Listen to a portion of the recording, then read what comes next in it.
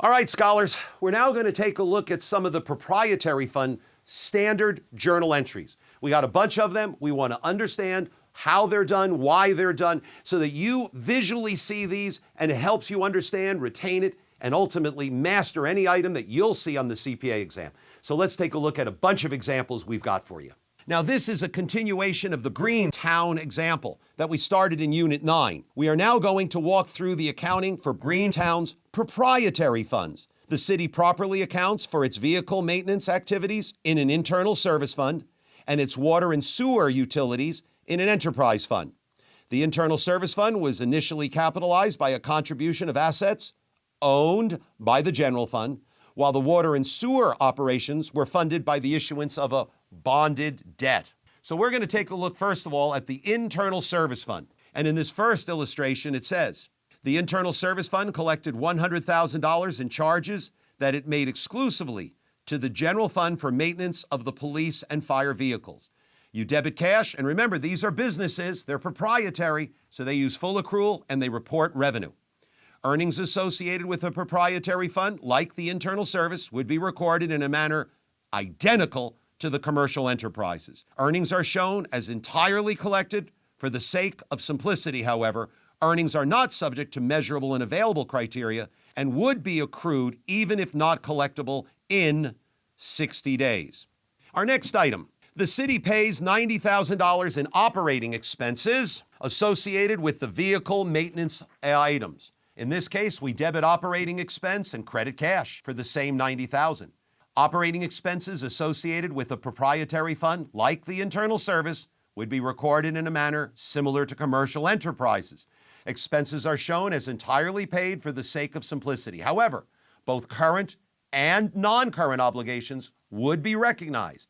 The next item is, in this case, the city acquired $16,000 of equipment for use in its vehicle maintenance operations. In a financing arrangement properly classified, once again, we're using full accrual, so we debit PP&E and we credit the lease payable for the $16,000.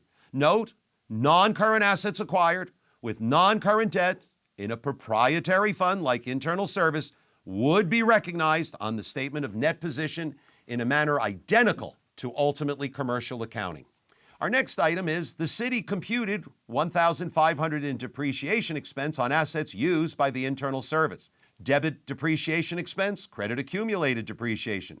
So fixed assets owned by a proprietary fund would be recognized on the statement of revenue expenses and changes in net position, along with accumulated depreciation on the statement of net position in a manner that's identical to commercial accounting. Now, the city paid $5,000 installment on a lease. It comprised $3,000 towards principal, $2,000 towards interest. Note, we're using commercial accounting. So we debit interest expense for the $2,000. We reduce the liability by debiting the lease payable for $3,000, and we credit cash for $5,000. Payments of non-currently owed amounts by a proprietary fund are recognizing it as interest and the reduction of a liability. The next item is the city reviewed the status of the internal service fund's capital assets and related liabilities and determined classification of its net position. In this case, note, we have debit unrestricted, $1,500, and we're crediting net investment for $1,500. We'll show you how we computed that as we look down just a little bit further.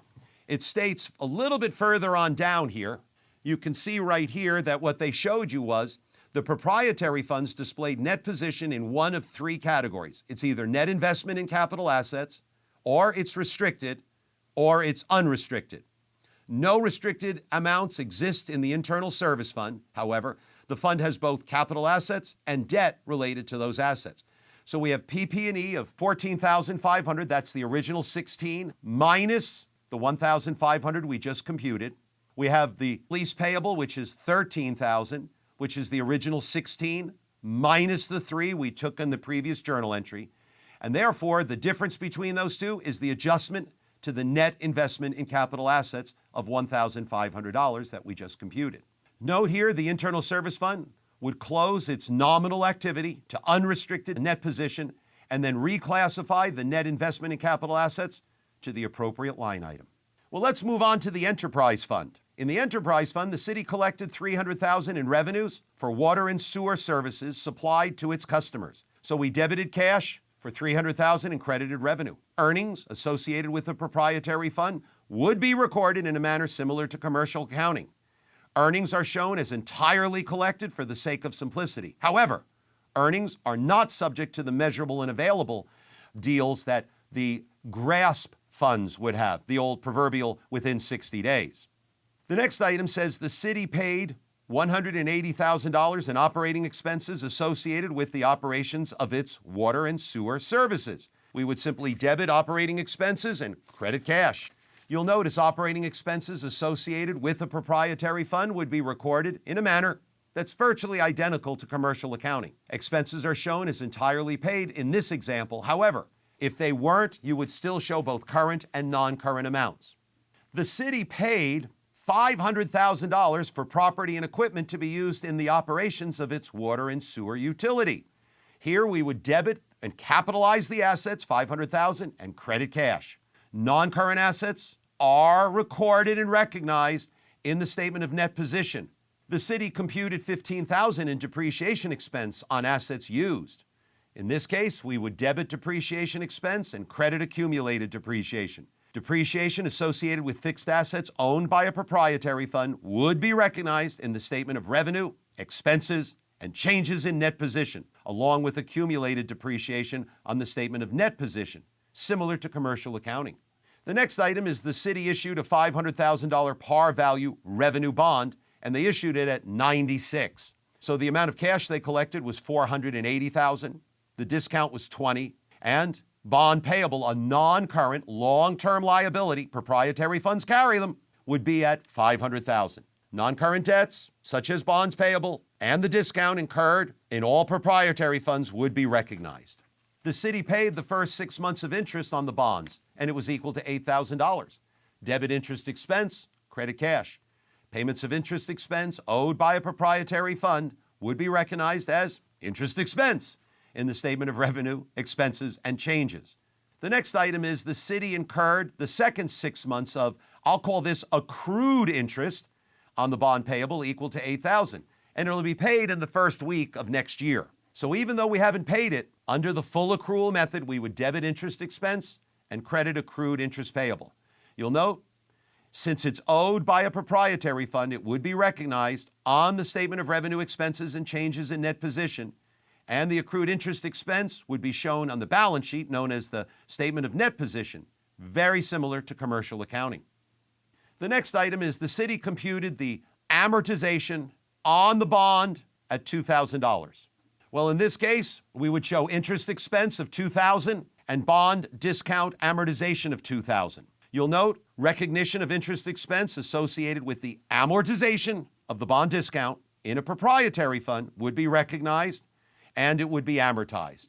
The next item is the city reviewed the status of the internal service fund's capital assets and related liabilities to determine classification of its net position and line item.